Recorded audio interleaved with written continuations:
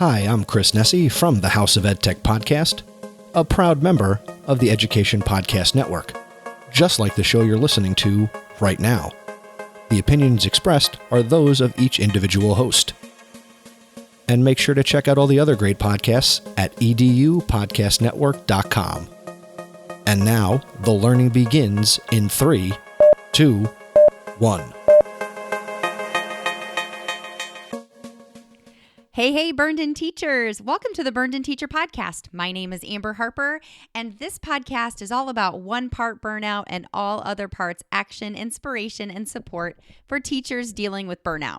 If I seem a little bit excited today for episode 24, it's because this episode is so jam-packed with action, inspiration, and support for a certain subgroup of burned out teachers. Can you guess who they are? Well, I'll tell you the answer to that question here in just a second. When people join my Burned and Teacher Facebook group, I ask them why they're feeling burned out. Most of them say things like this, and this is going to direct us to the title of the type of burnout that these teachers are dealing with and who this episode is for today. Have you ever thought things like this? Just give yourself a head nod, a heck yes, or just listen and really reflect on if you've said these things before. You ready? Okay.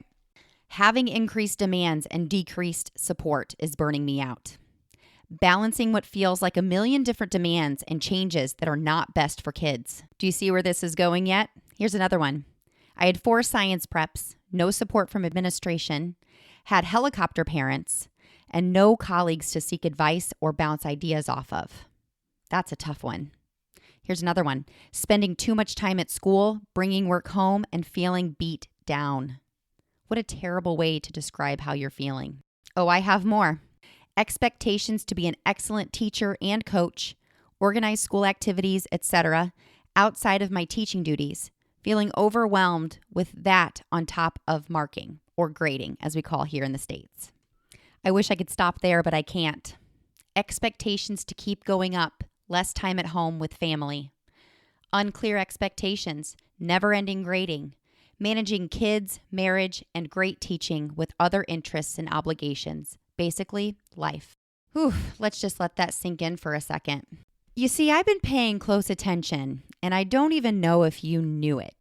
All of you out there who are burned and unbalanced, I see you.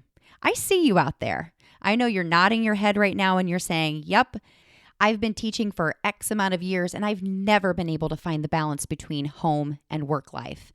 How to balance all of these expectations and paperwork and different student needs and higher expectations every year and all of my other obligations as a teacher, not to mention the fact that I have a family at home or a dog, or I used to do these things with my friends and now I have no time to do anything other than schoolwork.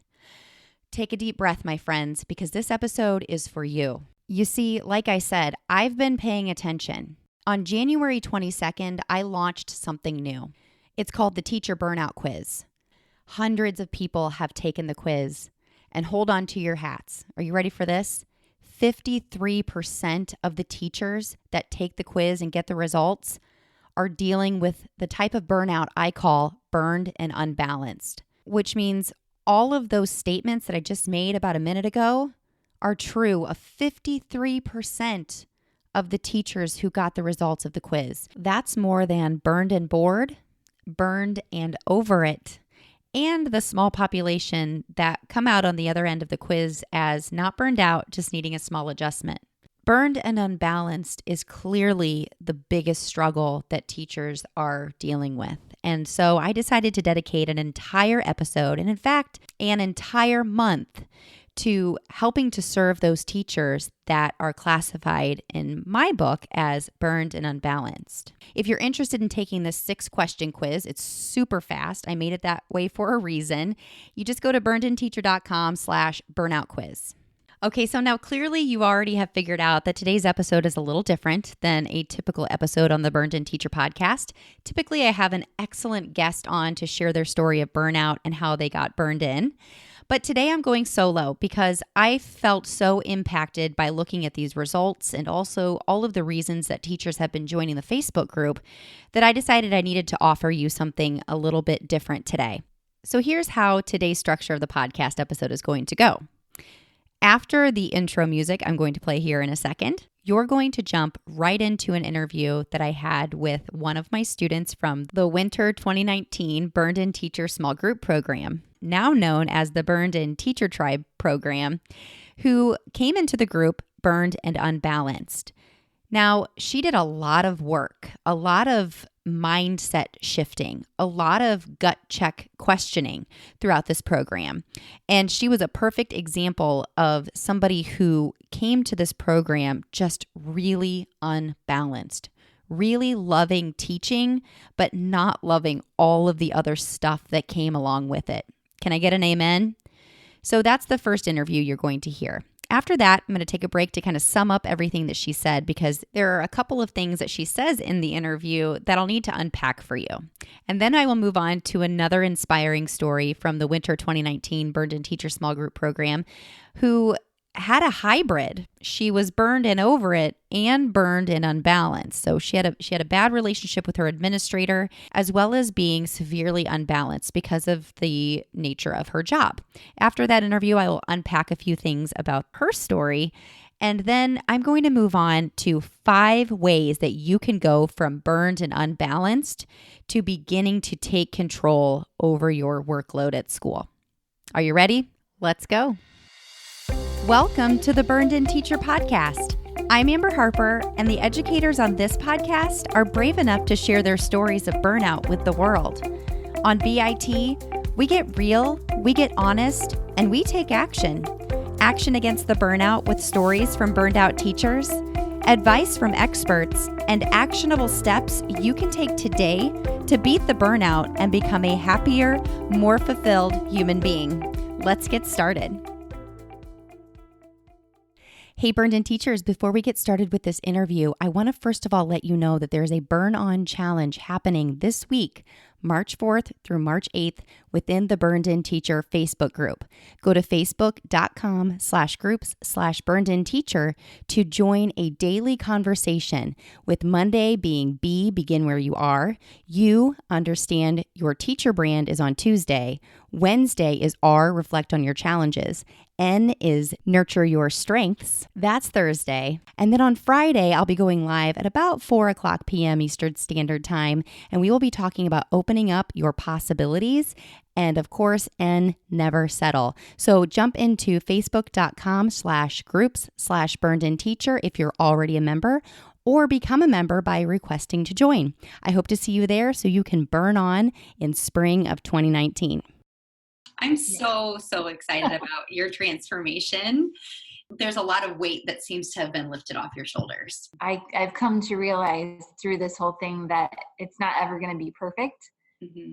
And so I'm handling all the other times better because I know that. What type of burnout were you experiencing at the beginning of the program? Was it burned and over it, burned and unbalanced, or burned and bored? Unbalanced. So compare the teacher I'm talking to today to the teacher you were back in January. Tell me about the differences that you've noticed in yourself. Well, I feel like I have a way better system of how I'm going to handle everything, whether it's the day-to-day things, really not getting stressed out about what's going to happen, rolling with it. You've taught me, though I knew it and I talked to others about it, you taught me about like extending grace to myself. And that's been a huge help. What week did you feel like that light bulb went off, or that you feel like you made the biggest mindset shift? Oh my word. I feel like it happened every week. Every week there was just something else, something new or different that I was like, oh, I get it now. Like this is it, you know? Definitely within the first, I don't know, probably around week 2 or 3, I was like, okay, this is it. I've got this. Like, I'm totally changing. And then literally it was every week there was something else that was just an aha moment. And I was like, oh, this is going to help. Oh, no, this is going to help. And it really has. It's just been literally every week, something little. I'm like smiling ear to ear. There might be a tear. So what are you most proud of? With you, with your transformation, with your day, anything, what are you the most proud of yourself for? Really just leaving school on Friday, feeling like I'm pretty well set for Monday. There's been obviously a few times that it hasn't been perfect, but then again, I'm kind of most proud of being okay with it not being perfect. Mhm. And just having a sense of I'm ready for the day, and I know that I'm not completely ready because I don't know what today is going to bring, but I'm okay with that. Mhm. Mhm. Really thinking about what it is you can and cannot control. Yeah. So, what would you say to a teacher who's struggling with burnout right now? Oh gosh. Well, have an accountability partner, whether that's someone like you, Amber, who is, you know what, that's a really good point to bring up. You're like someone who is on the outside, and can give us that perspective that we can't see ourselves because we're on the inside, and yet you are also on the inside because you do get it and you do all the research. And so I think it's more than just having, I think you need two kinds of accountability. I think you need someone who's right there with you, um, in the thick of things. And I think you need someone who is on the outside and can give you that outside perspective, but who understands the world of education. You know, like our families are great people, but they don't always understand exactly what we're going through, and they're not, you know, they're just not always going to get it. It's so, so true. So true. Thank you so much for saying that. Yeah. So, if you feel like you are slipping back into old patterns or old ways of thinking, what will you do first? I'm calling you. Good. I'm so glad. And I expect you to, because now that you are a Burned and Teacher mentor in the Burned and Teacher tribe, I want you to jump in there. And even if you're feeling brave enough, go live and share either a win or something you're struggling with. Because I mean, that's what the group is all about. It's about now having these tools and these strategies, but knowing that life is life and we are only humans trying to, make it through and, be the best that we can possibly be. And that's what the group's all about. So I'm going to be checking in on you in there. That's great. Yes. I'm glad to have that, and it's, like I said, it's nice to, I mean, I've got, not just Janelle, who's been through this before and I work with her, but I've got other people that I work with that I know what kinds of questions to ask them to help them to get me to think back on track. Mm-hmm, mm-hmm. I think sometimes it's hard to think about, seeking help outside of your school or outside of your, your teacher tribe at school. But sometimes, I mean, there have been teachers that I've talked to that they're like, I have nobody to talk. Everybody's so extremely negative and they don't have time for me. And that's so, so sad. So the more people that I can help understand that there are people out there, even though it's virtual. I mean, we couldn't even have fathomed 10 years ago having the connection that we do now to be able to reach out if we need support.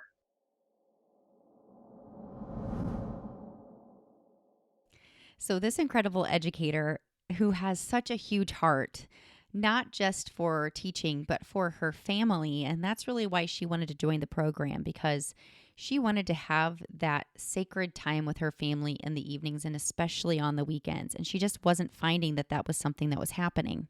Her goal when we started at Begin Where You Are was to simply be ready for school the next week when she left on Friday. And I said, we can do that. And I remember her kind of looking at me and being maybe a little skeptical that we could make it happen. And I'm telling you, halfway through the program, she was making it happen. And her mindset was totally different in week 4 than it was at the beginning of week 1.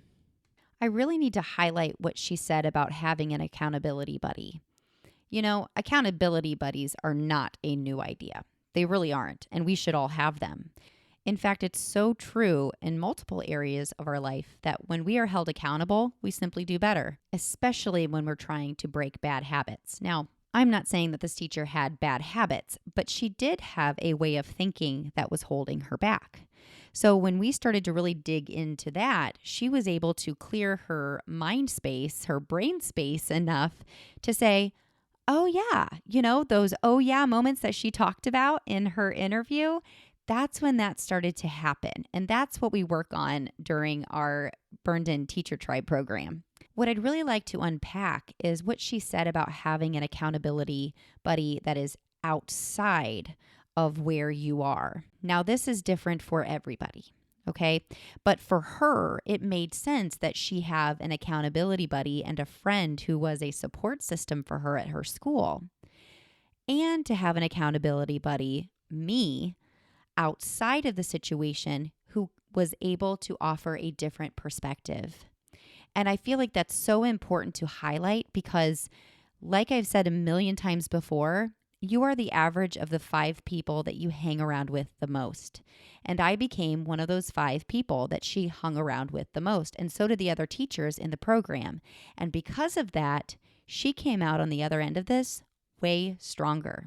Now we're going to transition into the second interview. And this is the teacher who came into the program burned and over it and burned and unbalanced. So compare the teacher I'm talking to today to the teacher you were back in January. Tell me about the differences that you see in yourself. I see a lot more positivity and trying to look for the good in everything, not being that person that was negative and talking about things, just trying to move on and, like you said, be gracious and show grace to the other teachers. And it just makes myself feel better. Mm-hmm. How about your planning and preparation? You had mentioned, with that burned and unbalanced, that you were really struggling with all of the planning and different projects that you have in your head. How are you feeling about your organization now? It's a lot better. Just working with the other teachers, we're trying to document things more so that we know what each other's doing. Just talking about it, like instead of waiting the morning before, at least a week ahead now.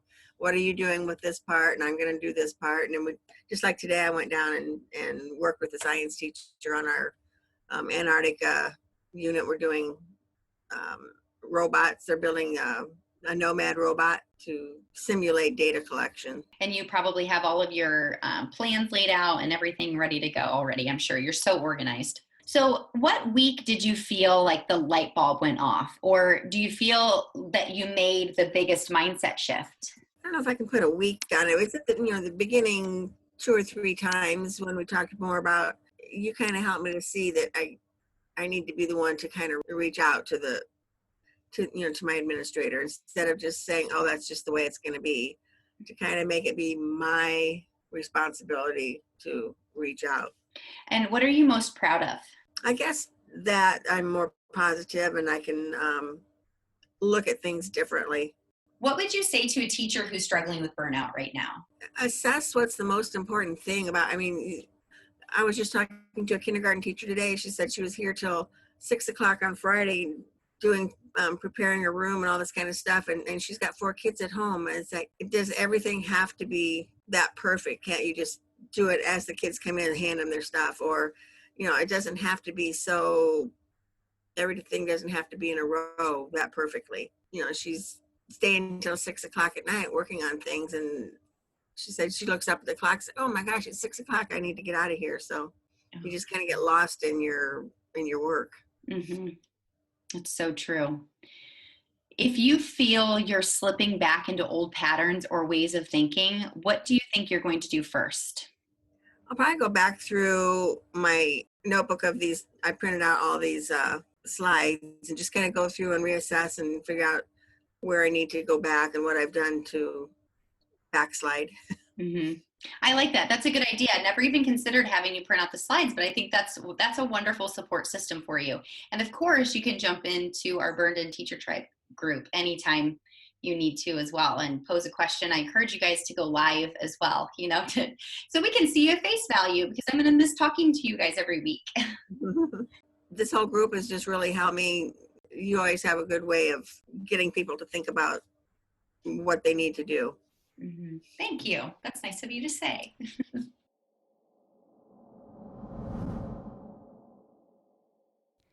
I love so much that both of the teachers talked about showing grace and gratitude, not just to yourself and your own abilities, but to those around you.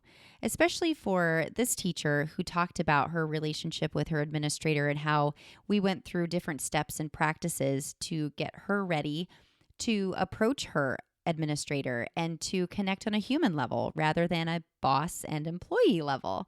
And that's something for this teacher that has made a huge difference in her mindset as far as what she can control and what she can't control. She can't control how her administrator reacts to her or whether or not her administrator feels like it is important to build relationships with his or her teachers. But she can control the fact that she has tried and that she's going to allow for grace if that principal's personality does not match that of hers. Another thing that I think that she said that is so important is her realization that things do not need to be perfect. And therefore, that's what she said that she would say to a teacher who is struggling with burnout. I mean, the story she tells about the kindergarten teacher is a classic example of burned and unbalanced. The fact that you get so wrapped up in your work on a Friday night that it's 6 o'clock and you think, oh my gosh, my family's been home without me for hours. How many of you have done the same thing? I know I have in the past, and sometimes it was intentional. I just knew I was going to be staying late, and other times it wasn't. But the fact is that this teacher and thousands or millions of other teachers around the world have convinced themselves that this is just the way it is. And I'm here to tell you, and these two teachers are here to tell you that it's not the way it is. And that's why I'm so passionate about sharing these stories with you and why I was so excited to get this episode out there for the world, because it is not the reality if you don't make it the reality. You get to choose. You are the boss and the creator of your future. So let me give you some ways that you can go from burned and unbalanced to taking control of your workload. If you're burned out, I'll bet you catch yourself saying things like, no one can possibly understand where I'm coming from, or what's wrong with me? This is what I went to school for. Why am I so miserable? And even things like, if I tell anyone how I'm feeling, they'll think I'm being negative. I am so burned out. Maybe I'm just a negative person. But saying these things doesn't solve the real issues you're struggling with. You have to do something. Teachers from all over the world have joined the Burned and Teacher Facebook group for reasons such as there's too much to do and no time to do it, or my administration doesn't offer any guidance or support for me, or my class is out of control, plus many, many more reasons. These are all issues that we tackle in the Burned and Teacher small group program. Starting April 8th, the doors are open again for another Burned In Teacher tribe of teachers who want to join this group and start taking control over their burnout. Throughout this 8-week program of support, you won't just get access to me, but also access to Burned In Teacher mentors who have finished the program, as well as the current members who are in your tribe. We will have weekly group calls, access to our Burned In Teacher Tribe members-only Facebook group, and of course, a Burned In journal to help you to document your reflections and actions throughout the program. For more information or to read and watch testimonials from past Burned In Teacher Tribe members, go to burnedandteacher.com/BIT coaching. That's burnedandteacher.com/BIT coaching to get all of the information that you need to decide whether or not the Burned and Teacher small group program is right for you. Doors are open now for you to register for the April tribe. Let me take you from burned out to burned in. Okay, so let's dive into those 5 ways that you can go from burned and unbalanced to taking control over your workload. The first step that I always tell teachers if they are burned and unbalanced is number 1, pay attention. And I mean very, very close attention. All right, I'm going to drop the D word here. I'm going to ask you to document. And I know, I say documenting, and you're like, I document enough already. But the difference between what other people are having you document and what I'm asking you to document is that you're going to use this to have some serious aha moments, okay? So there are 3 parts of your day I really want you to pay close attention to. The first one is, what do you do before school? What time do you get there? And what do you do? Are you preparing for the day? Or are you preparing for next week or tomorrow or a project that's coming up next month? Okay? Number 2, during your prep period or prep periods, if you are lucky enough to have more than one, what are you doing during that time? Are you talking to other teachers? Are you answering emails? Are you texting? Are you on Facebook? What are you doing? Write it down. It's very, very important that you do. Finally, after school, what are you doing during that time? Are you standing in the hall venting? Or are you preparing for the next day? Or are you cleaning up your classroom? What is it that you're doing? Grading papers? Write that all down as well. And then document what time you're leaving. So document what time you get to school, what you do before, during your prep periods, what you're doing during those times, and then after school, what are you doing up to the time that you leave? I want you to spend at least 3 days doing this because I know every day is different. I know we have different obligations during different days of the week, and I know that we have different family obligations, as well as the fact that sometimes life just happens. So 3 to 5 days is plenty to do this. Step 2 is if you're grading at school, pay attention to when you're grading. Are you just willy-nilly grading whenever it just seems to fit in? Or do you set aside time? Something that I've talked about a lot on the blog and on other podcast episodes and to a lot to the teachers in my programs is to adopt this idea of blocking and batching. Blocking means having a set time, a planned time to work on certain tasks. Batching means putting things together that just seem to fit. So for example, you may block 5 to 10 minutes in the morning to check email, and then block 5 to 10 minutes at the end of the day to check email again. And you don't check email at any other part of your day. Now, I know you're looking at me funny through your stereo. I can see it. But that's exactly what I used to do. And if people would get upset with me because I didn't read or see an email, I would say, I'm sorry, I was busy running my classroom. If it's an emergency, please call me. And it wasn't disrespectful, but it was just matter of fact. I have other things that I have to do that are more important than answering and reading emails during my day. You can do the same thing with grading. You have a set block of time during certain days. It doesn't even have to be daily. During certain days where you are blocking out time to grade. Now, while you're grading, it might be a good time to actually be writing some report card comments. I mean, that's why we're grading, right? See, this is step 3. This is called batching. Batching is where you put similar tasks together that just make sense to do about the same time or at the same time. And you don't have to wait to make report card comments until the end of the grading period. And you know those positive phone calls that you've been wanting to make? Maybe this is a time for you to schedule in one positive parent phone call a day because you're using the data that you're collecting. There's another D word again. I'm sorry. But this makes that data purposeful. And now that's a good lead in to the next step that I'd like you to take. Step 4. And that is simply asking yourself this question. Am I grading just to grade? Or am I grading to serve my students? Because that's ultimately why we grade things, right? So I want you to pay attention again. We're going to go back to kind of like what I asked you to do in step 1. I want you to pay attention. Grade your things that you typically would assign and grade for a week, and really pay attention to, number 1, if it's something that your students can grade. Number 2, if it's really something you need to take a grade on at all.